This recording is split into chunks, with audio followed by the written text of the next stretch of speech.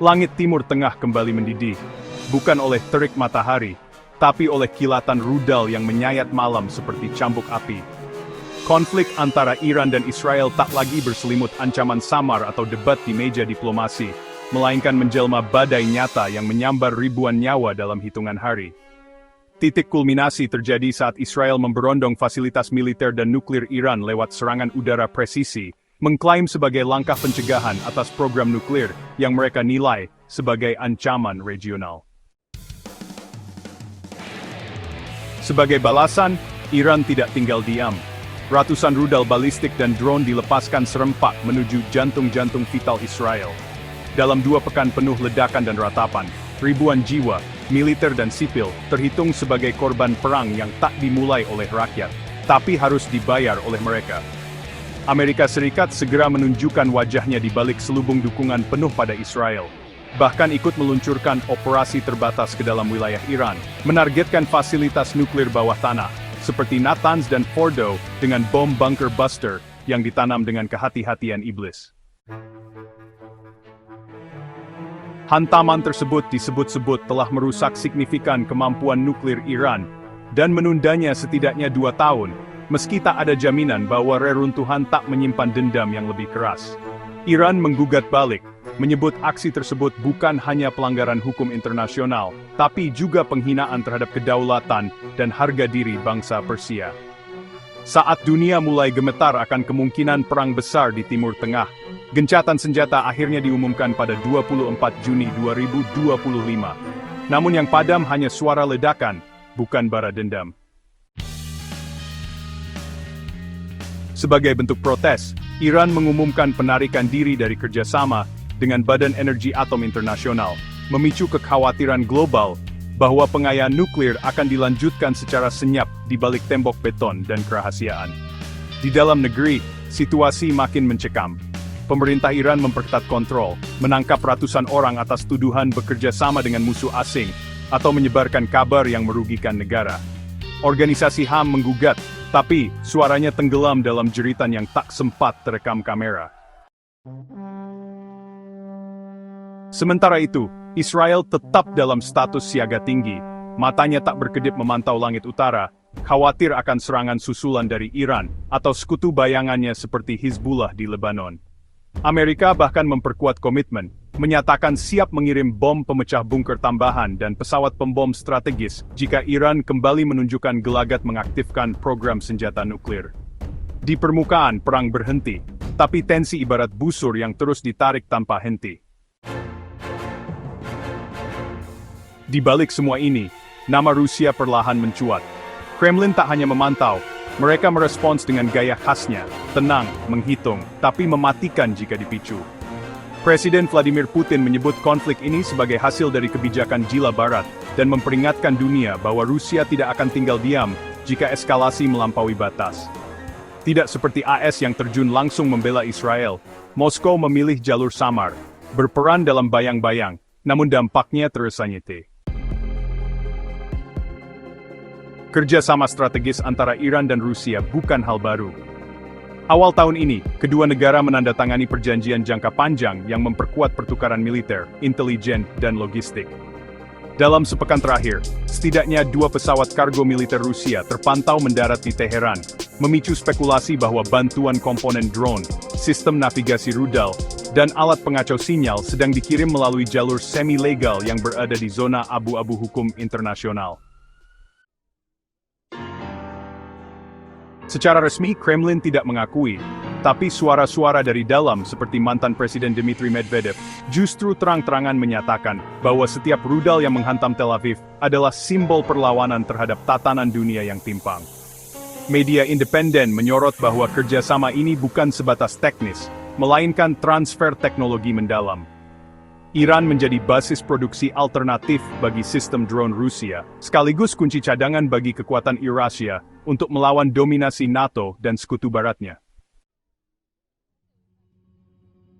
Namun, seberapa jauh Moskow akan bergerak? Itulah pertanyaan yang mengusik para analis. Meskipun dukungan tampak kuat, Rusia tetap menahan diri untuk tidak terjun langsung. Bukan karena kurang niat, Tetapi karena terlalu banyak warga keturunan Rusia di Israel, terutama di Tel Aviv dan Haifa, kota-kota yang kini jadi target utama serangan Iran. Ini menciptakan dilema strategis. Di satu sisi, Rusia ingin memperkuat posisinya di Iran. Di sisi lain, mereka enggan membakar jembatan diplomatik di Israel. Strategi ini disebut gray engagement. Cukup aktif untuk mempengaruhi, cukup pasif agar tidak terbakar.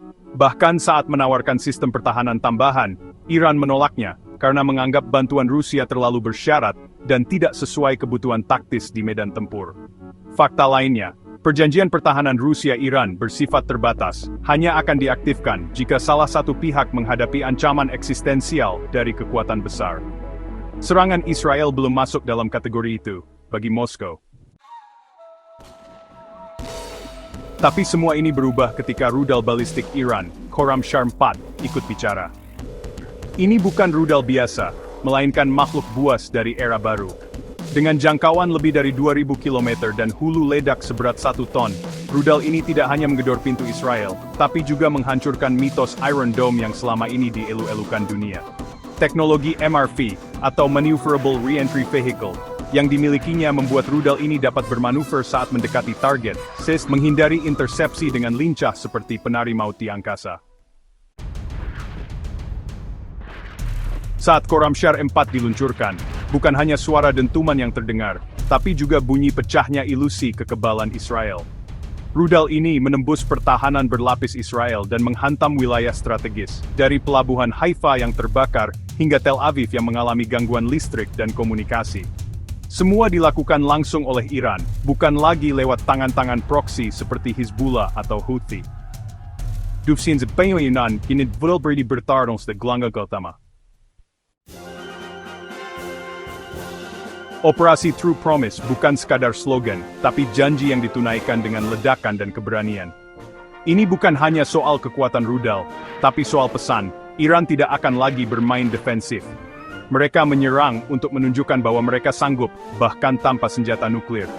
Israel terguncang, bukan hanya karena kerusakan fisik, tapi karena hancurnya kepercayaan terhadap sistem pertahanan yang selama ini mereka banggakan. Dan kini pertanyaan terbesar menggantung di udara, jika gencatan senjata ini hanyalah jeda, bukan akhir, kemana arah konflik berikutnya? Rusia, Iran, dan mungkin juga Tiongkok mulai merapatkan barisan. Poros anti-barat mulai bergerak. Timur yang dulu dianggap diam, kini bangkit dengan cara yang tidak diduga oleh siapapun di Pentagon.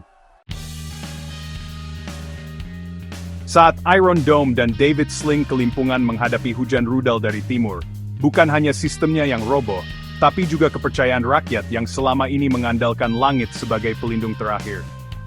Serangan Khorramshahr 4 yang menukik tanpa ampun, menghantam jantung infrastruktur vital Israel, bukan sekadar ledakan fisik, melainkan hantaman psikologis terhadap mitos superioritas militer yang selama ini dijual ke dunia. Pusat-pusat energi, jaringan komunikasi, hingga instalasi komando digital, semuanya porak-porak. Di sisi lain, Iran sedang menulis ulang kamus perang. Serangan ini bukan reaksi emosional, melainkan kalkulasi strategis yang menghantui semua meja intelijen. Dunia kini paham, Iran tidak hanya bisa membalas, tapi bisa membalas dengan akurasi surgawi dan kecepatan neraka. Ini bukan Iran yang lama. Ini Iran yang percaya diri, yang menatap mata Washington tanpa berkedip, dan menggenggam kendali tekanan global lewat mulut rudal dan semangat revolusi. Tapi keberanian ini tentu bukan tanpa harga. Di balik semangat juang itu, para analis melihat batas kapasitas industri militer Iran tak dirancang untuk perang jangka panjang dengan intensitas tinggi. Dan ketika amunisi habis, Iran akan kembali pada kekuatan lamanya jaringan proksi, sabotas energi, dan penguasaan atas urat nadi dunia, Selat Hormuz. Maka, bukan hal mustahil jika konflik ini menjalar ke tanker-tanker di Teluk, dan mendatangkan gelombang konfrontasi langsung dengan armada Amerika Serikat. Namun yang menarik, Tiongkok dan Rusia bersikap seperti naga yang sedang mengamati mangsanya, tidak mendukung terang-terangan, tidak juga mengecam. Mungkin ini bukan tentang solidaritas ideologis, tapi soal kalkulasi tawar-menawar di meja geopolitik global. Perang di Timur Tengah telah berubah dari konflik regional menjadi medan tawar antara kekuatan dunia. Sementara itu, di laboratorium bawah tanah Iran, sebuah nama baru lahir, Sejil. Rudal balistik 2 tahap berbahan bakar padat dengan tubuh sepanjang 18 meter dan daya hancur yang bisa meruntuhkan kota dalam satu hentakan. Muatan 1,5 ton bukan hanya ancaman, tapi pesan eksplisit bahwa Iran kini mampu menyerang bukan hanya target militer, tapi jantung kekuasaan. Bahkan, klaim menyebut dari kota Natanz ke Tel Aviv hanya butuh waktu 7 menit.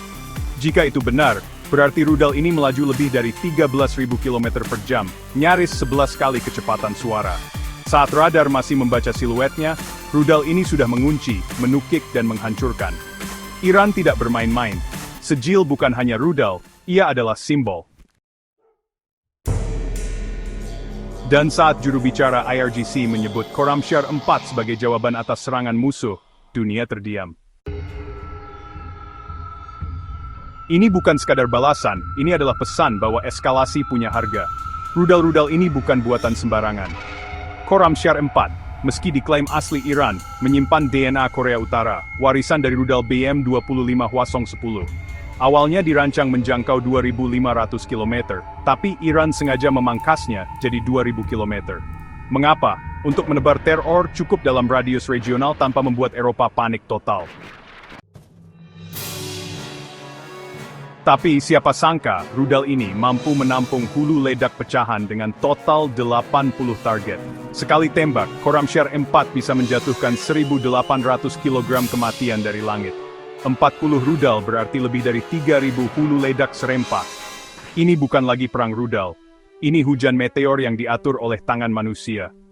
Kecepatannya pun mencengangkan saat berada di luar atmosfer. Ia melesat 16 kali kecepatan suara. Saat kembali ke atmosfer, hulu ledaknya menukik dengan kecepatan 9.800 km per jam. Iron Dome, Arrow, David Sling, tak satu pun sempat mengunci sebelum semuanya sudah terlambat. Dan pertanyaan yang menggantung di udara lebih mengerikan, apakah rudal ini mampu membawa hulu ledak nuklir? Jika ya, maka Israel bukan hanya dalam bahaya, tapi berada di ambang kehancuran yang tak bisa dihindari. Iran tak berhenti di situ. Hatz-Qassem, rudal balistik terbaru, kembali mengguncang dunia. Dengan panjang 11 meter, berat 15.000 pon, dan muatan ledak 1.100 pon, rudal ini mampu menghantam target sejauh 1.400 km. Tapi bukan soal jarak yang menggetarkan. Hatz-Qassem punya kemampuan manuver di udara. Ia tak sekadar cepat, ia cerdas. Ia menari di langit, menghindar dari radar, memutar dari rudal pencegat, dan menukik ke titik yang paling lemah. Sebuah rekaman menunjukkan satu gedung di Tel Aviv runtuh tanpa satu pun intersepsi. Dunia terdiam. Ini bukan lagi senjata. Ini deklarasi bahwa Israel tak lagi punya langit yang aman. Dan saat semua fokus pada rudal-rudal ini, muncul nama yang paling sunyi tapi paling ditakuti. Fatah 1. Rudal hipersonik yang disebut-sebut menjadi pembuka serangan pertama. Tidak ada konfirmasi, tapi terlalu banyak jejak. Dengan kecepatan Mach 13, kemampuan manuver agresif, dan desain hulu ledak yang bisa berbelok di udara, Fatah 1 bukan sekadar rudal. Ia adalah pembunuh dari langit. Sebuah laporan menyebut, rudal ini membawa Variable Re-entry Vehicle, sistem yang memungkinkan hulu ledaknya menyusup, berbelok, dan menghantam dari arah yang tak terduga. Tak bisa dilacak, tak bisa dicegat. Dan lebih gila lagi, jangkauannya 1.400 km. Cukup untuk menjangkau seluruh Israel dari tanah Iran. Tapi yang paling mengejutkan, bukan pada rudalnya, tapi pada simbol yang dikibarkan. Untuk pertama kalinya dalam puluhan tahun, sebuah bendera merah dikibarkan di atas kubah Masjid Jamkaran. Di Iran, merah bukan warna biasa. Ia adalah tanda darah yang tertumpah dan dendam yang belum terbalas. Ini bukan retorika, ini adalah pesan. Dan pesannya sangat jelas, kami belum selesai. Dan kami tidak akan berhenti sampai keadilan ditegakkan dengan tangan besi. Namun badai rudal hanyalah permulaan dari gelombang yang lebih gelap. Angin kegelisahan mulai bertiup dari laporan rahasia yang bocor ke publik. Laporan dari IAEA, Badan Atom Internasional, yang isinya seperti petir menyambar meja-meja diplomasi di seluruh dunia. Disebutkan bahwa sejak Februari 2025, Iran telah mengumpulkan lebih dari 400 kg uranium yang telah diperkaya hingga level 60%. Ini bukan angka sembarangan. Ini bukan angka untuk lampu kota atau pembangkit desa. Ini adalah angka yang berdiri hanya beberapa langkah dari senjata nuklir.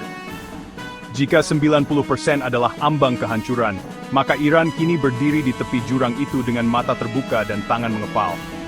Dalam dunia nuklir, 400 kg bukan hanya cukup untuk satu bom, tapi cukup untuk menciptakan armada kecil kematian dalam bentuk 10 hulu ledak pemusnah massal. Dunia panik, tapi tak bisa berkata apa-apa, karena tidak ada satupun negara non-nuklir yang pernah melangkah sejauh ini sejak Perang Dunia Kedua. Dan parahnya, laporan lanjutan menyebutkan bahwa Iran telah meningkatkan produksi uranium hingga 50% dalam 3 bulan terakhir. Artinya, dalam tempo 1 bulan saja, Teheran bisa merampungkan 1 senjata nuklir. Dan ini bukan rumor, ini angka yang disodorkan ilmuwan internasional yang netral. Banyak pihak percaya bahwa lonjakan produksi ini bukan sekadar ambisi, melainkan reaksi langsung terhadap naiknya kembali Donald Trump ke tampuk kekuasaan. Sosok yang di Iran dikenal bukan sebagai presiden, tapi sebagai simbol tekanan maksimal. Namun, tekanan itu alih-alih menekan, justru menyulut bara yang selama ini disimpan di balik reaktor dan sentrifugal. Kini para jenderal Amerika mulai berbicara dalam nada tegang. Mereka menyebut bahwa jika Iran mau, maka dalam 2 minggu ke depan, bahan baku untuk senjata nuklir bisa saja sudah tersedia. Dan dalam beberapa bulan berikutnya, ledakan pertama mungkin akan jadi kenyataan, bukan lagi simulasi. Laporan IAEA yang lebih rinci bahkan menyingkap bahwa program nuklir Iran sudah berlangsung sejak awal 2000-an. Diam-diam, konsisten, dan tak pernah benar-benar berhenti. Fakta ini menampar wajah dunia yang selama ini percaya bahwa Iran hanya bermain dalam wilayah damai. Ternyata tidak. Di balik wajah diplomasi, tersimpan pabrik-pabrik yang berdetak seperti detik jam kiamat. Maka muncullah pertanyaan yang mengguncang meja PBB dan ruang konferensi Tel Aviv. Apakah Iran sudah punya senjata nuklir hari ini? Serangan udara Israel memang menghantam puluhan situs nuklir. Tapi siapa yang bisa menjamin bahwa itu benar-benar semuanya? Dan disitulah letak horornya. Karena selama tak ada jawaban pasti, maka kemungkinan itu akan selalu hidup. Dan di dunia senjata nuklir, kemungkinan saja sudah cukup untuk menyalakan mimpi buruk. Apalagi sejak Teheran mengibarkan bendera merah. Itu bukan hanya reaksi emosional, tapi tanda bahwa mereka siap membalas darah dengan debu, luka dengan cahaya nuklir. Dan jika mereka benar-benar menaruh hulu ledak nuklir pada rudal Sejil atau Fatah 1, maka waktu tempuh dari Natanz ke Tel Aviv hanyalah 7 menit. Dalam waktu yang lebih singkat dari membuat secangkir kopi, sebuah kota bisa hilang. Dan rudal itu bisa melesat tanpa peringatan, tanpa deteksi. Unmas. Israel tahu ini, Amerika tahu ini, tapi yang paling mengerikan adalah dunia hanya bisa menonton.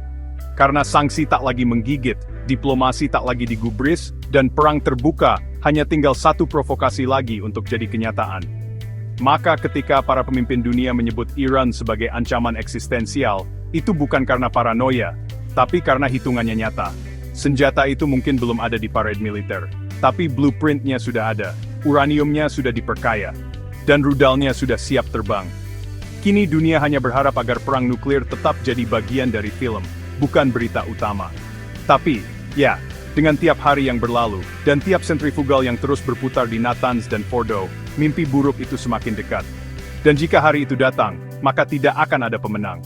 Hanya puing, bayangan, dan kesunyian radioaktif yang membungkam seluruh peradaban. Tapi rupanya, puncak ketegangan belum juga tiba. Dunia belum tahu bahwa dalam bayang-bayang kilau centrifuge dan suara gemuruh rudal, ada sesuatu yang lebih senyap tapi jauh lebih mematikan. Penggabungan kekuatan ideologis, teknologi, dan dendam historis. Iran tak lagi sendiri dalam panggung ancaman ini. Laporan intelijen dari berbagai sumber, meski dibungkus kabut retorika diplomatik, secara samar menyebut adanya kerjasama teknis antara Iran, Korea Utara, dan sebagian elemen dari Rusia. Bukan kerjasama terang-terangan, tetapi seperti bisikan rahasia di lorong-lorong gelap geopolitik. Ada dugaan kuat bahwa desain rudal Khorramshahr 4 dan Fatah 1 mengandung serpihan teknologi dari program nuklir Pyongyang, dibumbui kecanggihan avionik ex-KGB, dan dikalibrasi dengan semangat revolusioner khas Iran. Maka jika satu hari nanti ledakan nuklir terjadi di Timur Tengah, jari yang menekan tombol mungkin berasal dari Iran, tapi tangan-tangan yang merakit kabelnya tersebar dari Vladivostok hingga Punggye-ri. Dunia tahu itu. Tapi mereka memilih pura-pura tidak tahu, karena mengakui berarti memicu perang. Dan perang nuklir bukan soal pasukan, tapi soal siapa yang hancur lebih dulu. Teheran sendiri tak pernah terang-terangan menyebut kami akan menggunakan nuklir. Tidak. Mereka hanya mengangkat simbol. Bendera merah di Masjid Jamkaran, parade rudal yang berbaris di jalan Teheran dengan muatan kosong tapi pesan penuh. Mereka bermain di lapisan psikologis terdalam. Mengguncang musuh bukan dengan serangan, tapi dengan kemungkinan serangan. Ketakutan yang disebar bukan melalui dentuman, tapi melalui diam. Inilah era baru. Era di mana satu kota bisa dilenyapkan bukan karena perang pecah, tapi karena sinyal salah dibaca. Dan dalam kegilaan semacam ini, Israel mulai kehilangan pijakan. Kota-kota di pesisir barat mereka seperti duduk di atas papan kayu rapuh yang di bawahnya ada lautan lava. Tak ada lagi yang benar-benar aman. Bahkan bunker-bunker terdalam pun kini harus dihitung ulang. Apakah cukup kuat menahan tekanan 30 kiloton ledakan nuklir? Apakah cukup jauh dari pusat target rudal Sejil? Apakah waktu evakuasi cukup sebelum langit berubah menjadi pelangi kematian? Semua pertanyaan itu tak lagi bisa dijawab dengan teknologi, melainkan dengan ketenangan yang kian menipis. Dan ketika kamera satelit menangkap gerakan mencurigakan di fasilitas Fordow, sebuah situs pengayaan uranium di kedalaman gunung, seluruh jantung Washington berdegup lebih cepat. Karena jika Iran memindahkan semua kegiatan mereka ke tempat yang bahkan bom bunker buster sulit menjangkau, maka tak ada lagi cara bersih untuk menghentikannya. Israel tahu itu. Maka tak heran jika desas-desus tentang serangan preemptif besar-besaran mulai beredar di media. Serangan yang katanya akan menghancurkan semua situs nuklir sekaligus. Tapi masalahnya menghancurkan tidak menjamin menghentikan. Karena yang ingin dihancurkan bukan hanya fasilitas, tapi niat. Dan niat tak bisa dibom, ia hanya bisa ditekan atau dinegosiasi. Sayangnya, diplomasi kini sedang sekarat. Para diplomat sudah lama kehilangan tempat di panggung utama. Kini yang berbicara adalah jenderal. Kini yang menentukan bukan kata, tapi kecepatan rudal, level enrichment uranium, dan keberanian menekan tombol. Dan tombol itu hari ini, tampaknya makin dekat dengan jari seseorang di Teheran. Maka pertanyaannya bukan lagi apakah Iran punya nuklir, tapi kapan dunia akan sadar bahwa mereka tak lagi punya waktu.